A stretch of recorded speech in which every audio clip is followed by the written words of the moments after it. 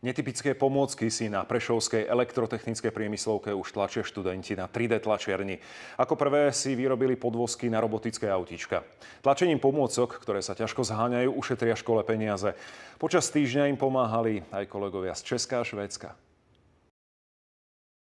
3D tlačiareň inšpirovala študentov k tvorivejšiemu štúdiu, ktoré je pre nich vďaka vytváraniu vlastných pomôcok aj atraktívnejšie. Na 3D tlačiarni vyrábame len nosné časti, šasy tohto zariadenia a následne do toho umiestnime elektroniku. Dajú sa používať aj na programovaní, aj pri vyučovaní riadiacich systémov, automatizácie, elektroenergetiky a podobne. Ja som vyrobil školskú pomôcku, model jednosmerného motora, ktorá je veľmi vhodná na vyučovanie.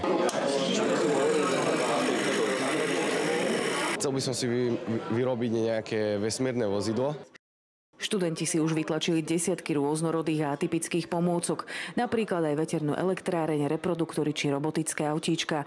Na Českej priemyselnej škole v Pardubiciach si študenti tlačia už aj samotné tlačiarne. Já jsem vlastně druhý, který postavil tiskárnu sám na škole, takže jsem měl celkem úspěch s tím. Počítáme s tím, že vyrobíme elektronickou nebo vytiskneme a použijeme elektroniku v pohyblivé ruce, která nám pomůže vyučovat automatizaci. Do Prešova si po skúsenosti, ako si vyrábať vlastné pomôcky cez 3D tlačiarne, pricestovali cez Erasmus aj študenti zo Švédska.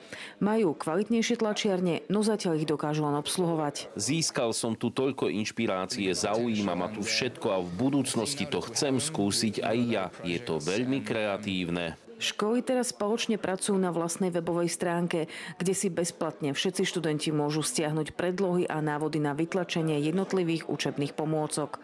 Diana Murdziková, RTVS.